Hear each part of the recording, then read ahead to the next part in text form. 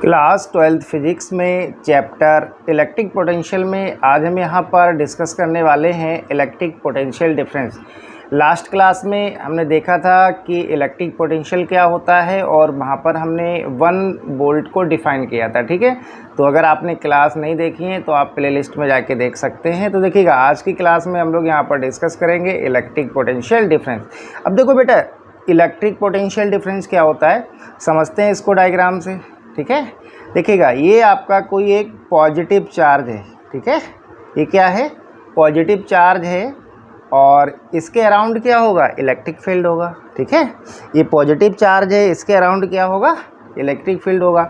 अब देखो बेटा, इलेक्ट्रिक फील्ड में अगर हम बात करें, एक टेस्ट चार्ज प्रेजेंट है। ठीक है, क्या है? मान लीजिएगा यहाँ पर कोई एक टेस्ट चार्ज Q0 प्रेजेंट है। इसको आप यूनिट पॉजिटिव टेस्ट चार्ज बोल सकते हैं। ठीक है, इसको क्या बोलोगे आप? Unit positive test charge. ठीक है, अब देखो, ये जो प्लस का चार्ज है ये इसको क्या करेगा? रिपेल करेगा। तो अगर यहाँ पर हम फोर्स की डायरेक्शन दिखाना चाहें तो इस टाइप से कुछ दिखा सकते हैं। ठीक है, इलेक्ट्रिक फील्ड और फोर्स की सेम डायरेक्शन होगी, आउटवर्ड होगी। ठीक है, तो ये फोर्स की डायरेक्शन हो जाएगी क्योंकि ये क्या कर रहा होगा? इसको रिपेल कर रहा होगा। अब देखो, करना क्या है हमें, ये जो यूनिट पॉजिटिव टेस्ट चार्ज है इसको इलेक्ट्रिक फील्ड में एक पॉइंट से दूसरे पॉइंट पर लाना है। ठीक है, तो इलेक्ट्रिक फील्ड में आप कुछ पॉइंट यहाँ पर मान सकते हैं। जैसे मान लीजिएगा, ये वाला पॉइंट क्या है? A है, और ये पॉइंट क्या हो गया आपका? V है। आप कुछ भी मान सकते हैं। ठीक है, तो यूनिट पॉजिटिव टेस्ट चार्ज को इलेक्ट्रिक फील्ड में एक पॉइंट से दूसरे पॉइंट तक लाने में जो आपको वर्क करना पड़ता है, जो आपको वर्क करना पड़ता है, वर्क और यूनिट पॉजिटिव टेस्ट चार्ज का जो रेशियो होगा, ठीक है, उसको आप बोलोगे इलेक्ट्रिक पोटेंशियल डिफरेंस। अब देखो, वर्क क्यों करना पड़ रहा है? ये बेटा पॉजिटिव का चार्ज है और टेस्ट चार्ज भी क्या है? पॉजिटिव है। ये इसको रिपेल करेगा, बट हमें इसको एक पॉइंट से दूसरे पॉइंट पर लाना है तो कुछ वर्क करना पड़ेगा। तो वर्क और यूनिट पॉजिटिव टेस्ट चार्ज का जो रेशियो होगा वो कहलाएगा आपका इलेक्ट्रिक पोटेंशियल डिफरेंस। इसको हम लिख सकते हैं VA minus V equal to W/Q0। ठीक है, या हम इसको लिख सकते हैं, इसको देखो डेल्टा V लिख सकते हैं। Delta V equals to W/Q0 क्या हो जाएगा?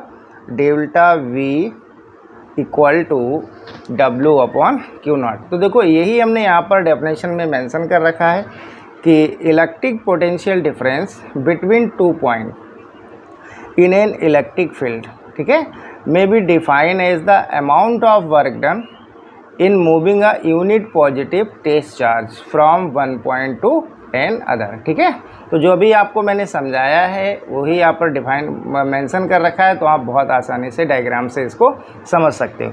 अब देखो, अगर आपसे एग्ज़ाम में पूछता है कि यूनिट्स बताइए इसकी, SI यूनिट, ठीक है, तो आप एक चीज़ ध्यान रखिए बेटा, क्यों इलेक्ट्रिक पोटेंशियल और इलेक्ट्रिक पोटेंशियल डिफरेंस दोनों की जो यूनिट्स हैं वो सेम है, तो इसलिए मैं यहाँ पर डायरेक्ट लिख रहा हूँ।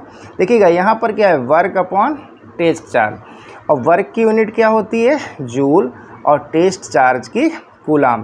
तो जूल पर कूलाम को क्या बोलते हैं? बोल्ट बोलते हैं। क्या बोलते हैं बेटा? बोल्ट बोलते हैं। ठीक है, फिर वहाँ पर हमने आपको इसको और डिफाइन करके बताया था कि इसकी एक और यूनिट हो सकती है न्यूटन मीटर। ठीक है, न्यूटन मीटर पर कूलाम। फिर इसको और हमने ओपन किया था तो फाइनली आपको बताया था कि इसकी एक और यूनिट आएगी किलोग्राम मीटर स्क्वायर सेकेंड -3 और A-1। ठीक है, अगर आपको ये समझ में नहीं आ रहा है तो आप इलेक्ट्रिक पोटेंशियल की क्लास को देख सकते हैं, वहाँ पर हमने इसको बहुत ही डिटेल से समझाया है। ठीक है, इसके बाद इसकी डायमेंशंस पूछेगा, तो डायमेंशंस क्या होंगी? देखिएगा, डायमेंशंस लिखेंगे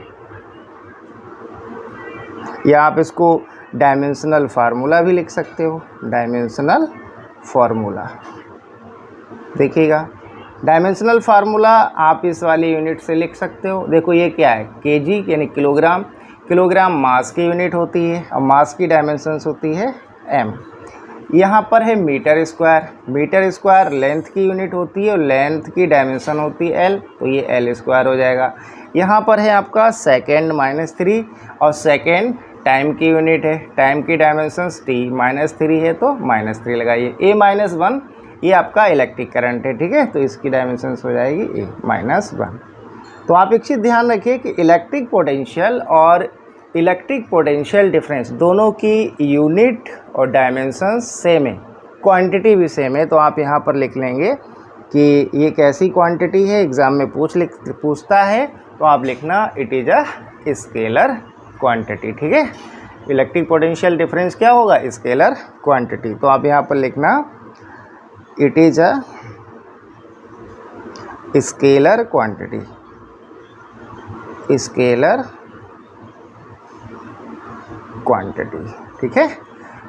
तो क्लास कैसा लगा आप लोग कमेंट करके ज़रूर बताएं, ठीक है। इसको हमने जो आपकी यहाँ पर यूनिट्स हैं इसको बहुत अच्छे से समझाया है, तो आप एक बार इलेक्ट्रिक पोटेंशियल की क्लास ज़रूर देख लें, ठीक है बेटा।